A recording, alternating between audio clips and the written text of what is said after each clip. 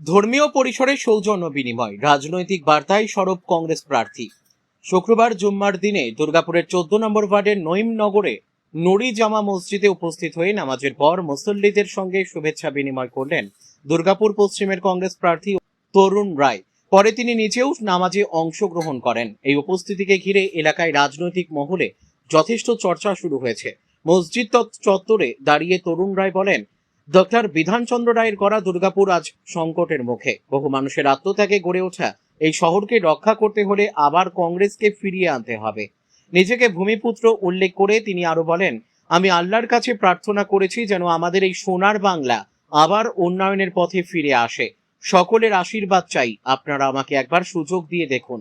নামাজের পর সাধারণ মানুষের সঙ্গে কথা বলে এলাকার সমস্যা ও চাহিদার কথাও শোনেন তিনি। নির্বাচনের প্রাক্কালে ধর্মীয় ও সামাজিক পরিসরে এই ধরনের জনসংযোগ যে রাজনৈতিক সমীকরণে প্রভাব ফেলতে পারে, এমনটাই মনে করছে ওয়াকিবহাল মহল। দুর্গাপুর থেকে বিধানচন্দ্র গাঙ্গুলির রিপোর্ট, বিগ নিউজ বাংলা।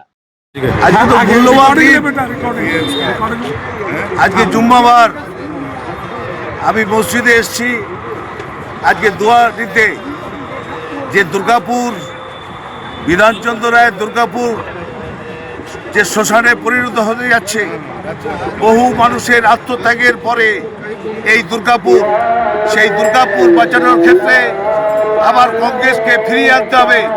আমি এখানকার ভূমিপুত্র, সেই ভূমিপুত্র হিসেবে আমি আজকে এখানে মসজিদে এসেছি।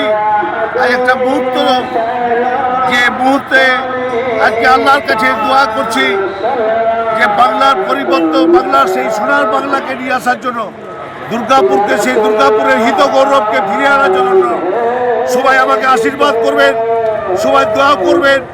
একবারের জন্য সুযোগ দিয়ে দেখুন, আমি আপনাদের লোক, এই হোক আমার পরিচয়।